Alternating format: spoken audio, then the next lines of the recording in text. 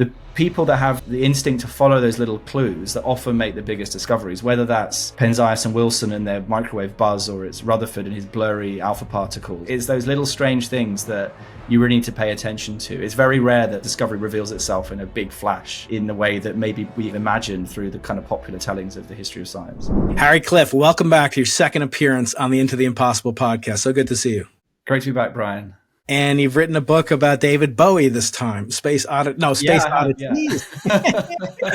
So I was very pleased. I didn't have to pay for the advertisements, but there's two of my experiments mentioned in this wonderful new book. New in paperback, I should say. I listened to it. I read the hard copy and I bought the Audible, but now the paperback is out. So double congratulations there. As is our want, I want you to take us through the cover, the title, the artwork, but also the subtitle. I always love subtitles because that's the one thing that the author has some control over. So take it away. How did you come up with this very man who fell to earth type cover? I knew I wanted to write a book about anomalies, but it was trying to come up with a title that was going to grab people. And I was basically going through a conversation with my US editor, Yaniv Sohar, who was at Doubleday then. Basically, it splurged a list of just random ideas at him, including, and Space Oddities was one of them, because, it's a bit of a fudge because a lot of the anomalies in the book are really about particle physics. And there's a couple that are astronomical, cosmological anomalies. But he was like, it's got to be that one. That's got to be the one. So I was like, okay, well, I guess we can live with the fact this only sort of addresses about half the stories in the book. So that's where Space Oddities, David Bowie is like my favorite musician of all time. So it works from that perspective.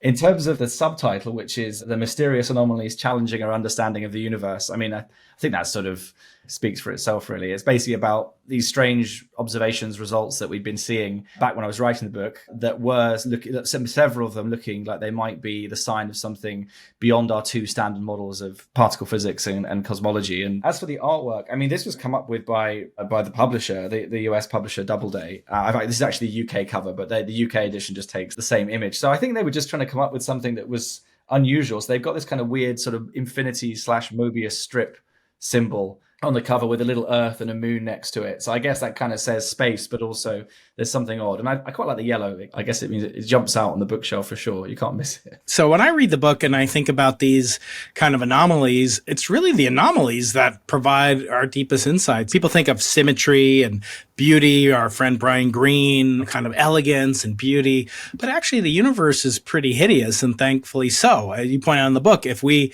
had a perfect symmetry between, say, matter and antimatter, well, we wouldn't be we, right? So isn't it true that, as Leonard Cohen said, that it's really the anomalies, the cracks, as he called them. So a famous song called Anthem. Ring the bells that still can ring. Forget your perfect offering. There's a crack in everything. That's how the light gets in. So isn't it true that most of what we know about physics comes from the things that aren't perfect, the cracks, the imperfections? I think that is true. And if you look, you can look back in the history of physics, and so many of the biggest discoveries began with something that was just a bit weird that people didn't really understand.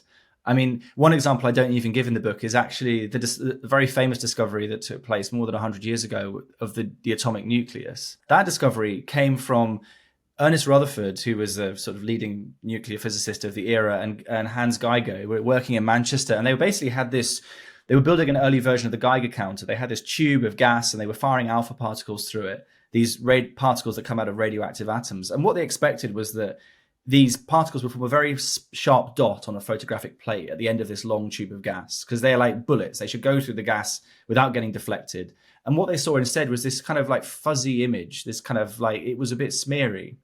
And Rutherford had this amazing ability to go, oh, that's a bit strange. And that kind of little clue led through a series of further experiments and steps to the discovery that the atom, the picture of the atom that we had in the early 20th century was wrong. And that it wasn't this kind of diffuse thing that Thomson had imagined, but had this nucleus in the middle with electrons going around the outside. That's just one example. At the other end, I mean, probably, I think this is what the story I mentioned at the end of the book, probably the most momentous discovery of the 20th century, which is the cosmic microwave background, which your listeners are well familiar with, which is the real clinching evidence that the Big Bang really did happen and persuaded most of the remaining doubters, not Fred Hoyle, but most of the others. And that again came from this noise in an instrument. It was this irritating buzz that was thought at one point to be pigeon droppings in their radio antenna. And that turns out, again, it's following that little clue, and that leads you to this incredible revelation. You discover something completely new and it shifts your view of the world. So I think you can find these kinds of strange anomalies and underpinning so much of what we know in both physics and cosmology and astronomy. It's really amazing how these commonalities between the very smallest scale physics, particle physics, accelerator physics, and anomalies there connect with the largest anomalies in the universe, literally the whole universe. My favorite story, of course, Bicep 2, and the subject of my first book, Losing the Nobel Prize, has the Bicep story. It's featured heavily in your book. But most of the anomalies, like most of the big claims, often turn out not to be confirmed. And I think it would be good for my audience, who's not only the most brilliant audience in the known multiverse, but to have a little bit of a glimpse into what the technical details of a non-anomaly, a discovery, if you will. You talk a lot about sigma, confidence. We talk about that not in the context of charisma, but tell us, what is sigma? What is confidence? What are these things? And how should a layperson kind of interpret whether or not something is a true discovery if they hear about some fascinating discovery on page 1 of the New York Times, like Bicep, and then they never find out until many years later, oh, actually, that wasn't confirmed. And so many people are left with the impression these things are still on the hunt. So tell us, what is sigma? What's confidence? What do they mean to scientists and to lay people? Broadly speaking, when we talk about sigma, what we're really talking about is uncertainty.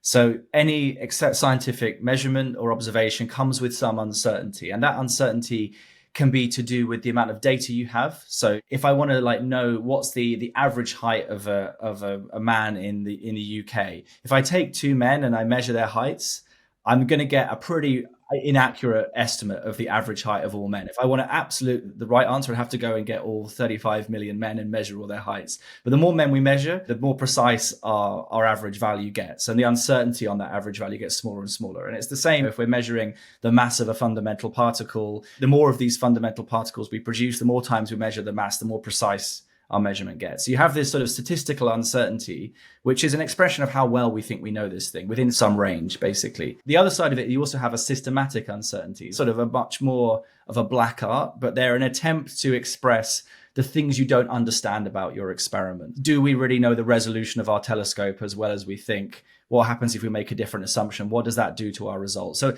these things come together basically to give us a sort of a range, which we say, okay, we think the value is here, but there's this range around that value, which it could fall within with a pretty high degree of likelihood. So 1 sigma, what we call the sort of 1 sigma band, is where basically if you did the experiment 100 times, 68 times the result would fall within that band, broadly speaking.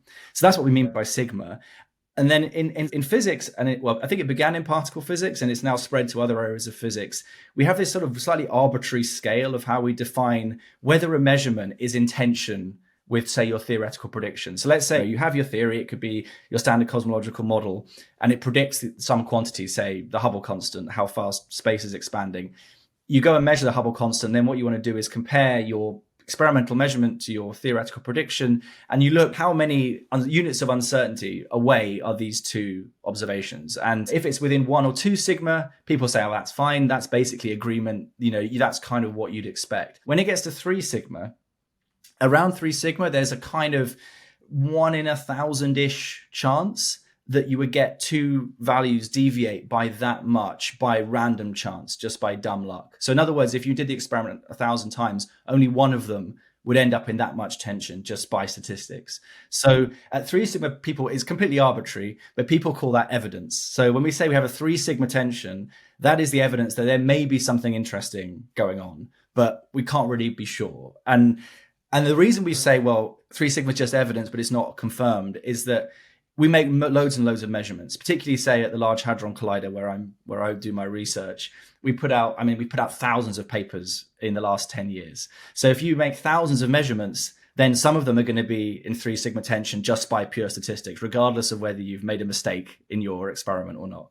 So that's why we don't trust 3 sigma results. They're intriguing. People might go, okay, well, at 3 sigma, we're going to look into this. We're going to investigate this a bit more, but no one's going to book a flight to Stockholm for a 3 sigma result. Then we get to 5 sigma, which has now become this sort of gold standard. If you get to 5 sigma tension, that is what we call now an observation or a discovery. So when the Higgs boson was discovered, for example, in 2012, the thing that convinced everyone was you had these 2 experiments, 2 detectors at the Large Hadron Collider, both saw a new particle at 5 sigma. So 5 sigma above the background, basically. And at 5 sigma, you're talking parts in a million chance of it being a statistical fluke. While we make thousands of measurements, we don't make millions. So if you have a thing that's parts in a million, there's something happening.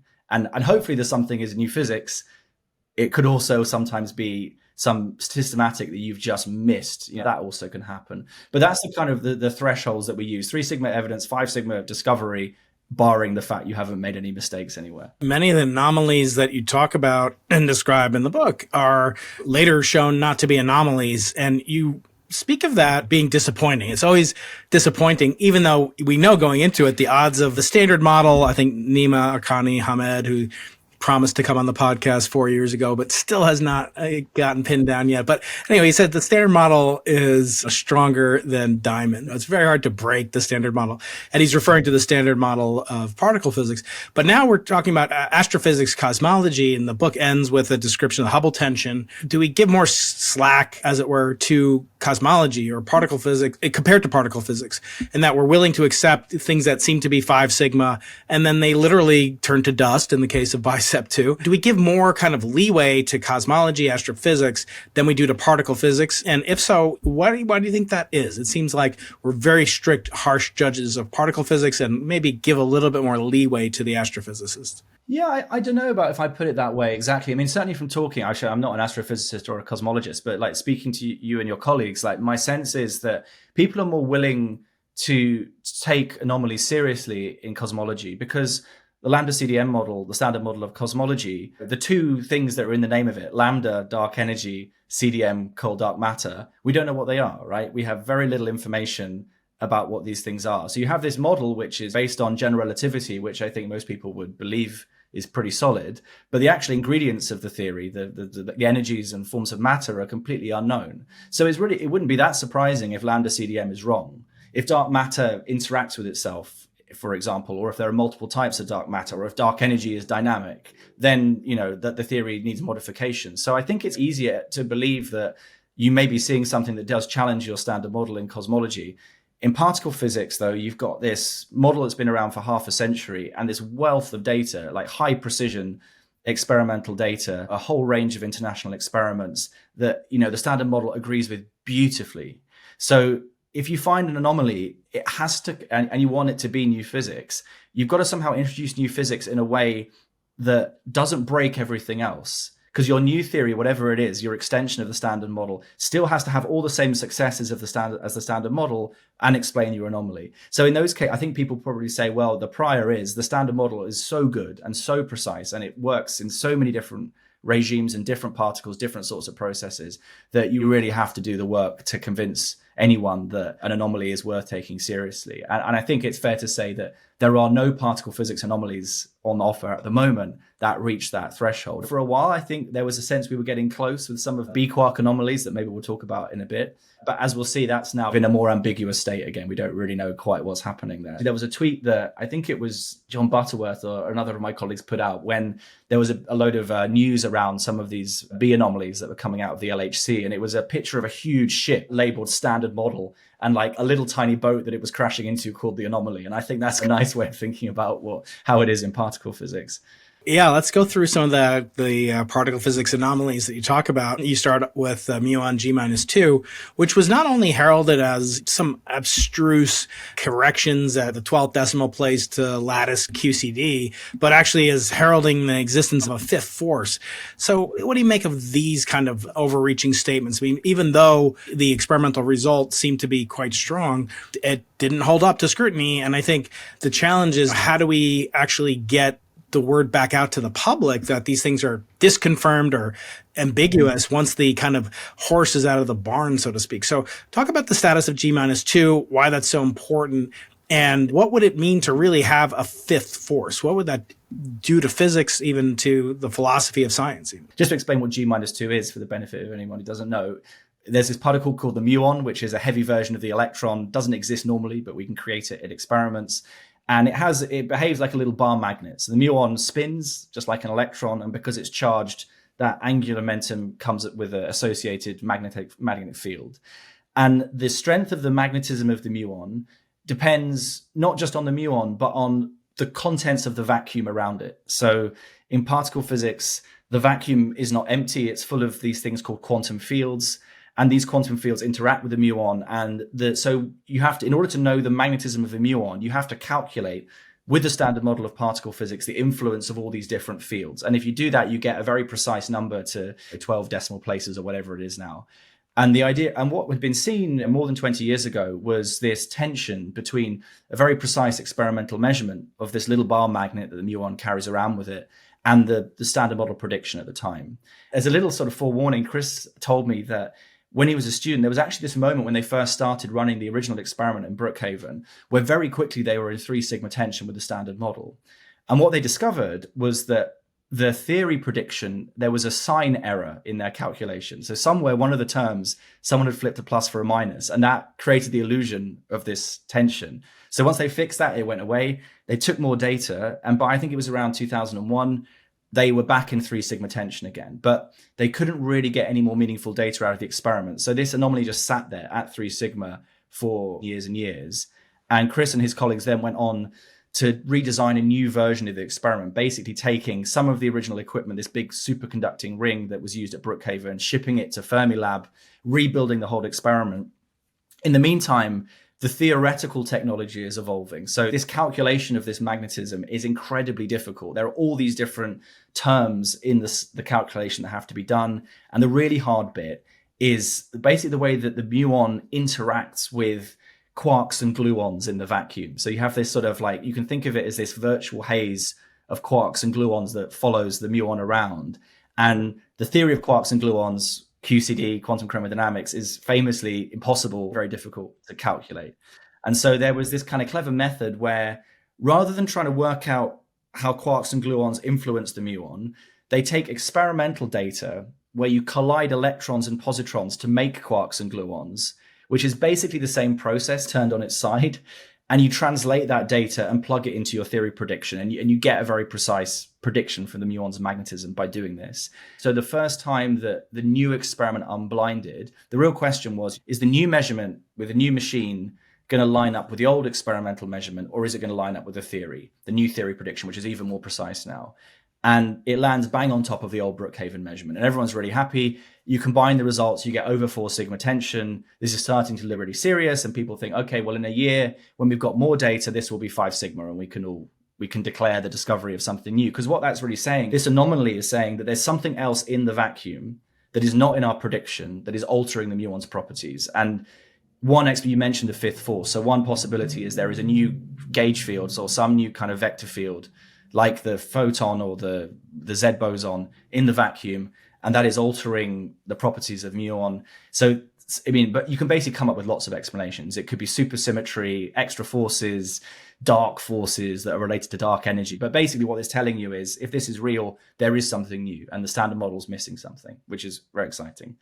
But then the big twist is, just after, actually the same day that the Fermilab experiment released their first result from the first year of data taking, after a decade of laboriously building this high precision piece of kit, this other theory group called the BMW collaboration in Germany come up with a new calculation of the muon's magnetism based not on this kind of experimental data, but this technique called lattice QCD, which is basically a way of solving the equations of quantum chromodynamics using supercomputers in effect.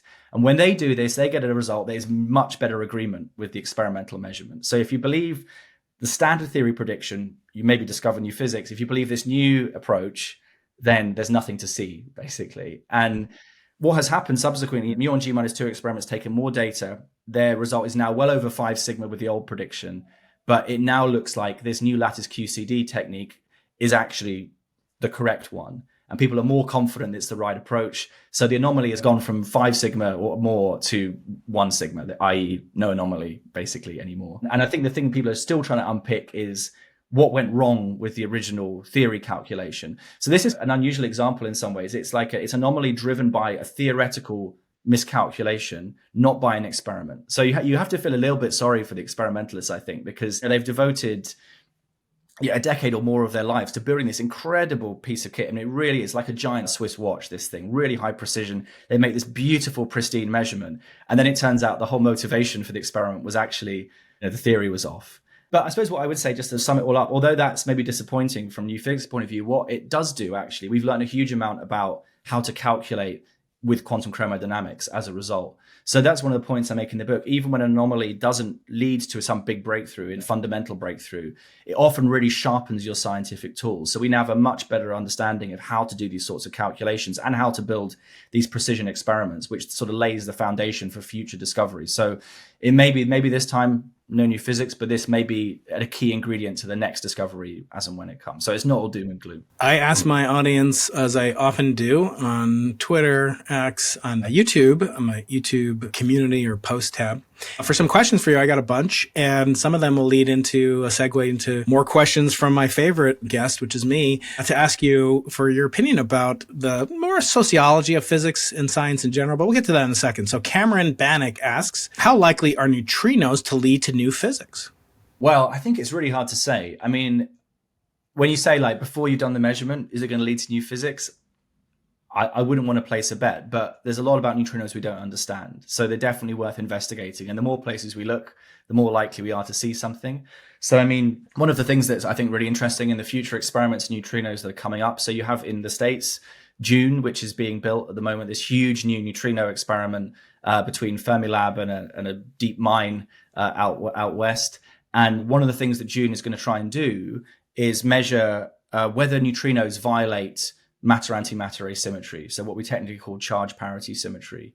And there's some weak evidence from a Japanese experiment called T2K that they do. And if they do, that could be the explanation, or it could be part of the explanation as to why the physical universe exists. You've alluded to it at the beginning of the conversation, that the fact that there isn't this perfect symmetry between matter and antimatter allowed the universe as we know it to come into existence, because without it, it'd all been annihilated in the Big Bang and there'd be nothing. That's what I'm really interested to see when June reports its results. Does it see that neutrinos respect matter-antimatter asymmetry or not? And if they don't, that may be the clue to solving one of the biggest mysteries actually in fundamental physics, which is how we got here. And my question that's a follow-up to Cameron's is, we, as you point out at the end of the book with a discussion about Simon's Observatory, you mention in the context of your encounters with your friend and my friend Joe Dunkley, who's now the spokesperson of the Simon's Observatory, that instruments like ACT and Simon's Observatory in particular are gearing up to measure and help to perhaps to resolve the tension known as the Hubble tension. Although I say it's much cheaper than the $200 million Simon's Observatory, just hire a team of therapists to counsel us cosmologists. Let's say we are successful, not in that endeavor, but we have another significant science goal with Simon's Observatory, in addition to looking for inflationary gravitational waves, so-called B-mode polarization, which you discuss, but also measure the mass and relativistic energy density budget of neutrinos, or, relativistic particles. I want to ask you a question, do a hypothetical. We are successful, quote unquote, or our competitors, it doesn't matter.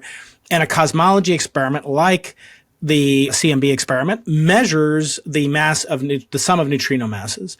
That would, if I'm not mistaken, mark the first time that a mass of an elementary particle is measured not on the Earth. It would be measured cosmologically. It would be measured astrophysically. It would be the first measurement of the 17 elementary particles having to do with their 3 fungible characteristics, mass, spin, and charge, that was not measured in a lab like you operate in. Would your colleagues believe it? Let's say we come up, it's 3-4 sigma. We measure the hierarchy, whether it's inverted or standard. What would be the reaction, sociologically speaking? Would you guys believe it, or does it really need to do what's called a direct detection before a honest-to-goodness practicing master of particle physics like you and your colleagues would believe it? That's a very good question. I mean, I should say I'm not a neutrino physicist. You probably have to ask a real neutrino expert to get their view. I mean, I don't really know the details of how these measurements are done. So I guess the question would be, to what assumptions is it based on? Which cosmological model do you have to assume? What are you assuming about dark energy or dark matter? So I guess that's where the uncertainty may come in. If it's built on some model that is not regarded as being totally solid, then I suspect people probably would want to see a laboratory experiment confirm the result in one way or another. And I suppose it also depends a bit in particle physics. If it had just been one detector that had discovered the Higgs boson, I don't think people would necessarily have been totally convinced. You always want in it with anything, some confirmation externally. So whether that comes from another astronomical experiment, observation, or if it has to come from particle physics, I don't know. But yeah, I think on the other hand, particle physics do take a lot of what you guys say to us very seriously. There are all these dark matter experiments, and a lot of my colleagues at the LHC spend their lives looking for dark matter. And that is based not on any evidence from laboratories here on Earth. It's purely astronomical in nature. And that drives a lot of what we do. So I think for sure people take what cosmologists and astrophysicists take seriously.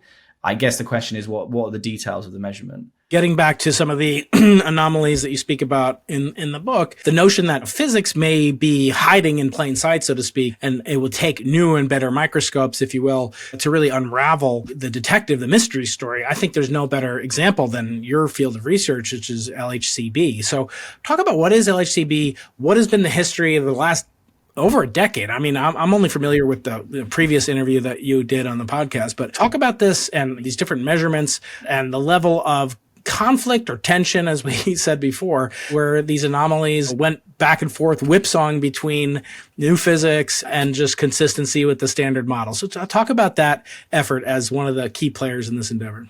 Yeah. So, well, LHCb, it's one of the 4 experiments on the Large Hadron Collider. So you have this big 27-kilometer ring, 4 places where the particles collide, 4 big detectors, and LHCb is one of them. And LHCb is a specialized detector. So what the B stands for is beauty, which is a name for one of the 6 quarks, also called the bottom quark, more usually called the bottom quark. I think I probably made this joke last time as well. But the reason it's beauty for us is we'd rather be beauty physicists than bottom physicists. So we call it the beauty quark. And the experiment, really what it does is it produces, the Large Hadron Collider produces billions of these beauty quarks every year.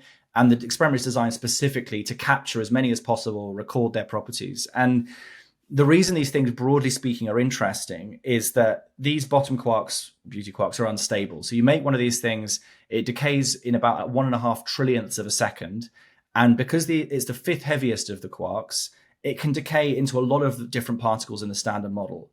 So there's a very rich phenomenology associated with these things. And the way they decay, generally how a particle decays, a fundamental particle decays in the standard model, is it involves the weak force. So the bottom quark will radiate something called a W boson, and it will turn into a charm quark. And then that charm quark will decay into a down quark. And you basically end up with ordinary matter at the end, which is the stuff that hits your detector, broadly speaking. And what we saw at LHCb, we've been looking at a series of different, what we call rare decays. So there are lots of different ways these bottom quarks can decay, and there are some of these processes that are very suppressed in the standard model. So they are predicted to happen less often than 1 in a million. So 1 in a million or less, and some of them parts in a billion or fewer. And the reason these rare decays are interesting, because they're basically the reason they're suppressed is for them to happen, you need a complicated combination of the weak force and the electromagnetic force and top quarks and all kinds of stuff to get together in the right way to mediate the decay. And that's what makes them rare. The analogy is a bit like you're trying to get between 2 subway stations on a subway network that don't have a direct connection. You have to change at multiple stations, and it just becomes very complicated and no one can be bothered to make the journey. But if there's new physics, so let's say there's some new quantum field in nature, some 5th force or something else, that is a bit like a new metro line, a new subway line connecting those 2 stations directly. And so that can provide a new route for the decay to happen, and it can change the rate the decay happens. It can change some of the properties of the decay, like what directions do the particles go in, what are the energies, the energy spectrum, that kind of stuff. So broadly speaking, you try and get a load of these rare decays, you try and observe them, you measure their properties, and then you compare to your standard model prediction. And if you see a deviation, that could be new physics. So that's the kind of game, really. It's a very similar thing to the Muon G-2 experiment, but just at higher energy in a collider, really, in many ways. What we started to see back in 2014, actually, was that, first of all, if you look at the angles that the particles were coming out from these decays at, they didn't match the predictions of the standard model. And as the story has evolved, this is now over 3 sigma tension, and the latest measurements seem to confirm this as well. So that these angular anomalies, they are still there. The thing that got everyone really excited is there was a series of measurements testing this principle of the standard model called lepton universality, which is basically the idea that the forces in the standard model interact with the charged leptons with the same strength. So the leptons are the electron, the muon, and the tau, these 3 charged particles that we find in nature. So what we've been doing is comparing how often one of these rare decays produces electrons and how often it produces muons, and comparing the 2. And you basically get a ratio, and then the standard model, that ratio is 1. They happen at the same rate. And what we've been seeing was this ratio, muons over electrons, was actually smaller than 1. It was 0.7, 0.8 or so. And the reason this was so exciting is because the devil, again, with these measurements is often in the theory. And these particles, these quarks, they're quarks, they interact with gluons, and QCD is involved, and it's very hard to calculate QCD. So any measurement you make, the theoretical prediction has quite a big uncertainty because it's difficult to calculate stuff in QCD. But if you take two processes that are basically the same and all you're doing is flipping an electron for a muon, the QCD bit is the same in both of them and it cancels out. So your theory uncertainty disappears, basically. So your theory is really well known. The theory says this ratio is 1, no ifs, no buts. There's no possible effects in the standard model that we could miss. We know this thing must be 1. So if it's not 1 in your experiment, you know damn well that you are seeing new physics or the experiment is wrong. So what we saw, a series of these measurements of testing lepton universality. My colleagues made several. I made one myself with a student, which came out in 2020, 2021 now. And they were all down. They were all below 1, all of them. And combined with these angular anomalies and also anomalies in the rates of these decays, so basically how often they happened, the theory community got really pretty excited because what they found was all of these different anomalies in different areas of particle physics. There were some other ones as well that actually came from other experiments, Bell and Babar, these B experiments in Japan and the US. You bring all these together and you can introduce a fairly sort of modest extension of the standard model and explain all of them at once without breaking anything else anywhere else.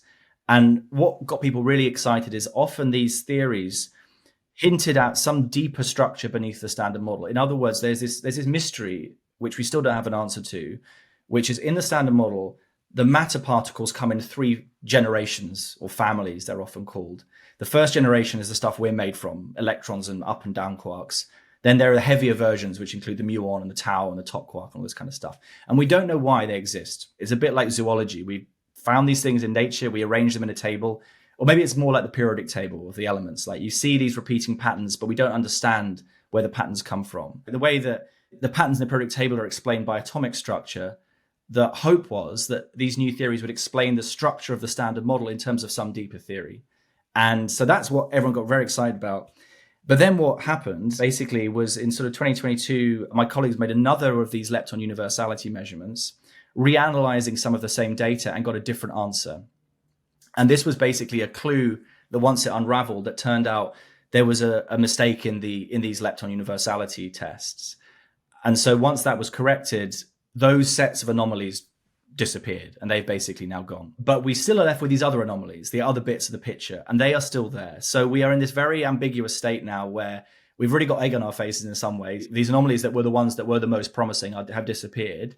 But these other anomalies that are much more affected by these QCD effects but look experimentally much more solid are still there. And again, it's a bit like the Muon G-2 situation. It's like, are these remaining anomalies just QCD and we need to understand QCD better? Yeah, it could be an experimental measurement problem. We don't think so this time.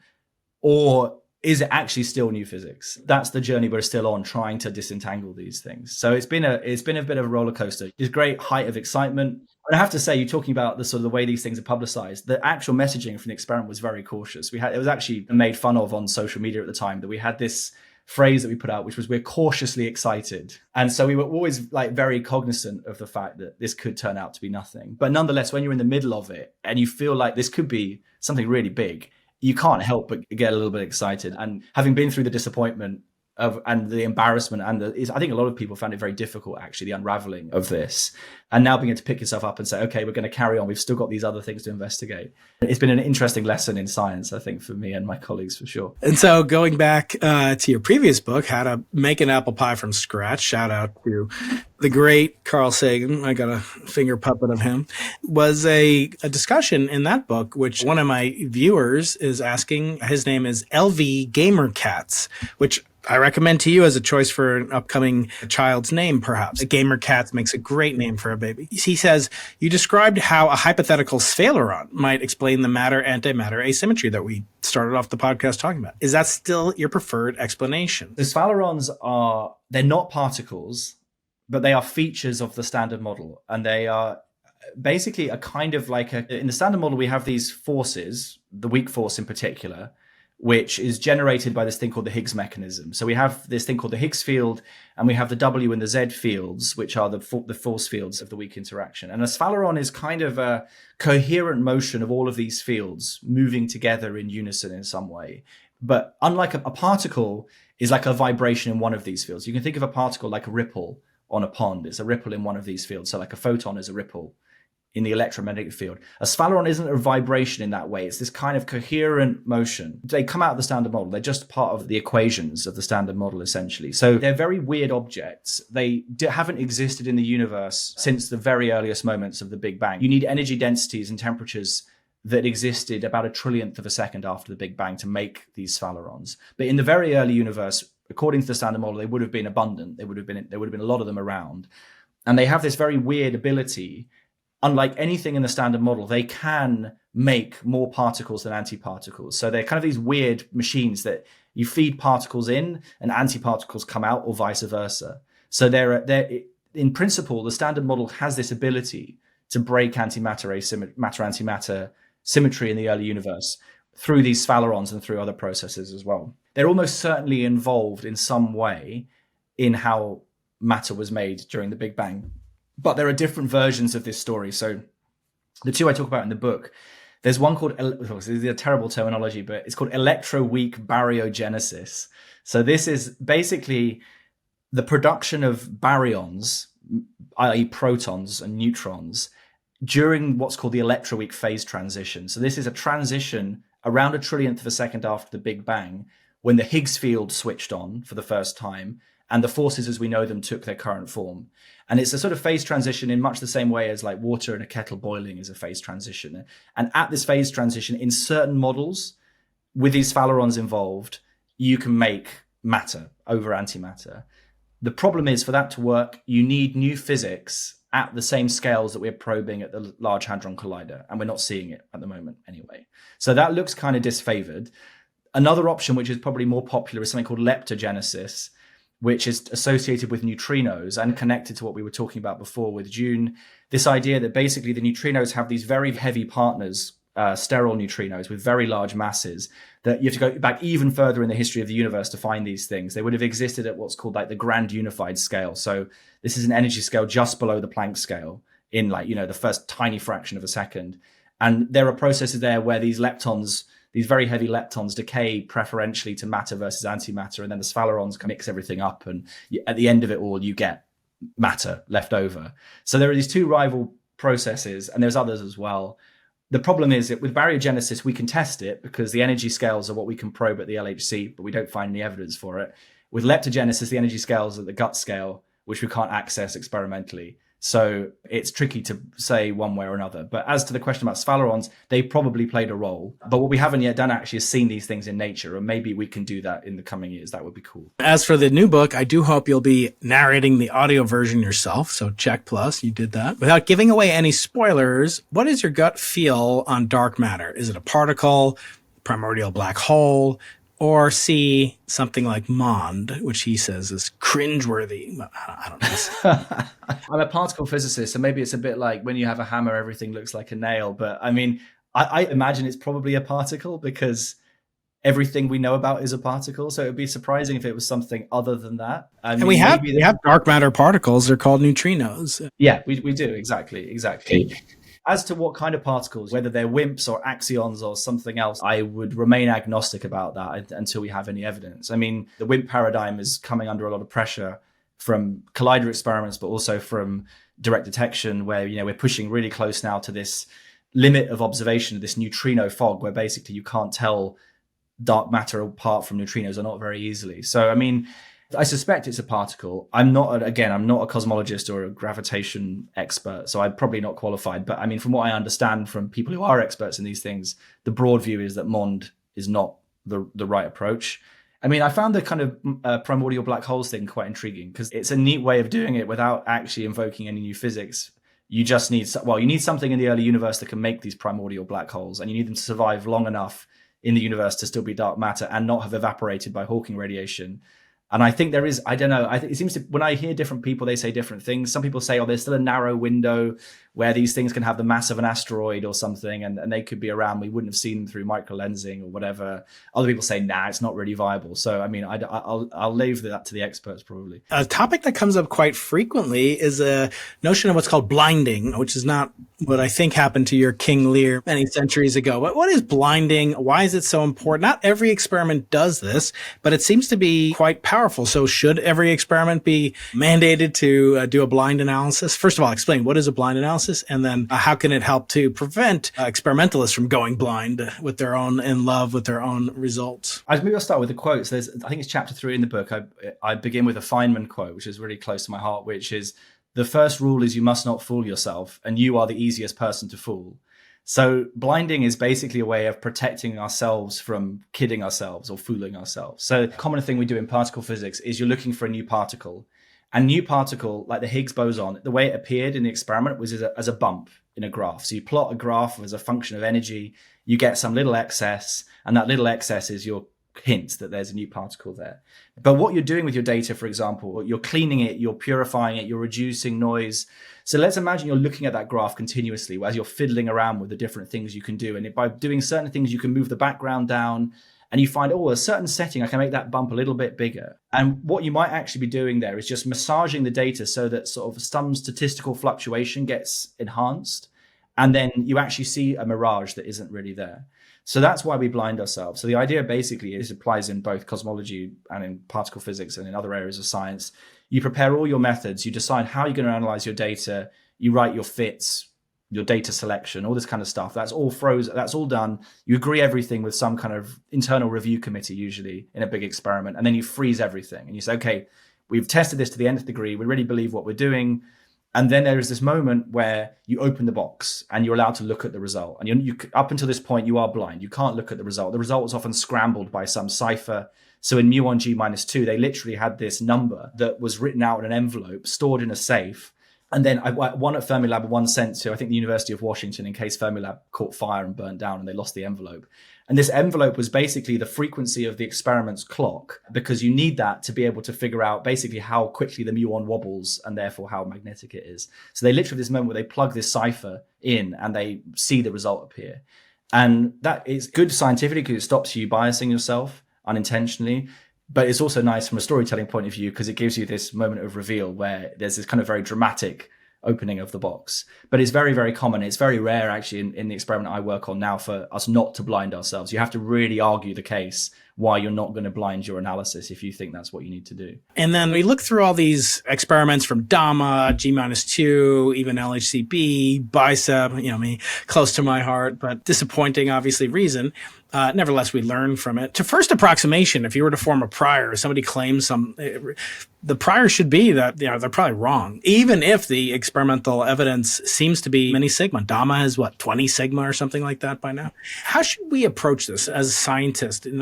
We can't be experts in every single field. What level do we outsource our credulity in something to the sigma, to the confidence levels, or what level do we really have to dig into, maybe not the data, but into the methodology, the framework, maybe the pedigree of the experimentalist, for example, so that we don't, fall victim to, believing the BICEP, the opera, the DAMA, these anomalies that turn out to be not. And for those of you who may be thinking I'm being too harsh on myself and Harry and our colleagues, it's much worse in other fields. Legitimate fraud. Big pharma is not going to make much money if there turns out to be G-2 turns out to be significantly deviant from the standard model. So how should, a scientifically minded, most of my audience is PhDs, masters, bachelors. How should we look at anomalies when they're announced? Because they're always announced to great fanfare. The Anita announcement was made at one time in the New York Post, which is like the Daily Mail or the Mirror in the UK. So how do we react to these things? There's a story in the book for when I interviewed Adam Rees, and he talked about this professor that he had when he was a student. Young students would burst into his office quite often with this. They'd have read about some new experimental result that was showing some anomaly, and the professor would just go, "It's wrong," straight away. "It's wrong." Go, basically because he was an old wizened guy. He'd been through the works. He's seen how these things come and go. But if you take that attitude, it's really no fun, I think, right? So there's two things in science. There's the actual acquisition of knowledge, but science is also, it's a spectator sport to an extent. It's fun to follow what's happening. You should be skeptical for sure, but if you become so skeptical you just don't listen to anything and you don't engage in the process, then I think that's a bit sad. I think you're missing out on something. But what I would say, I think, in terms of anomalies, one of the problems that I think scientists have is often they're not in control of how their results are communicated. So you mentioned Anita. I mean, so Anita saw these weird upward going particles coming out of the Antarctic ice. They were very cautious. They made no claims to what they were. They simply said, we've seen a couple of these events. We can't explain them. We've done what we can to figure out whether there's stuff in the ice that could be causing this. We don't have an explanation. But then that gets taken by some journalists and mangled and turned into this story. As much as they may try and dampen it down, that's kind of out of your control. So I think I would look at who's reporting it. If it's in the New York Post or the Daily Mail, they wouldn't necessarily be my first port of call for kind of reliable scientific reporting. So maybe go to Nature or somewhere like that first and see what they're saying. But sometimes people, I mean, it does happen that scientists overblow their own results. And I think she's reading your book, the story of this big press conference around the Bicep 2 results, and they were pretty upfront about the claims they were making, and they weren't shy about it. And I think that is the sort of difference. That's where you can legitimately criticize scientists, because everyone makes mistakes. I think it's totally, if it's an honest mistake, we made a mistake. And I think what I'm quite proud of at LHCb is we were the ones that discovered the mistake as well. We found the mistake ourselves, and then we put it out there. We didn't try and hide it. We were as upfront as we could be. We said mea culpa. And I think that's hopefully reassuring, if you remember, the public, to say, okay, these scientists are harsh on themselves. They're going to fix their own mistakes if they can. Equally, we didn't make any great claims about this. We said, it's interesting, it's exciting. Maybe this is something. Maybe it's not. But that's how science works. And I think with the history of science, often the way it's told, it's almost this linear story from ignorance to progress and knowledge. And that's not how it works. There are all these wrong turns, false dawns, but eventually you get there. So there's lots of bumps in the road. And I think you don't want to miss out on the bumps. That's part of the fun of the journey. Yeah, I always say we teach our students, at least in labs, we teach them science proceeds from Nobel Prize to Nobel Prize without loss of enthusiasm. I have one more question for my audience, and then we'll wrap up with a big picture sweeping question for myself. So this comes from somebody, can't tell gender, Katarim Dow 43. Anyway.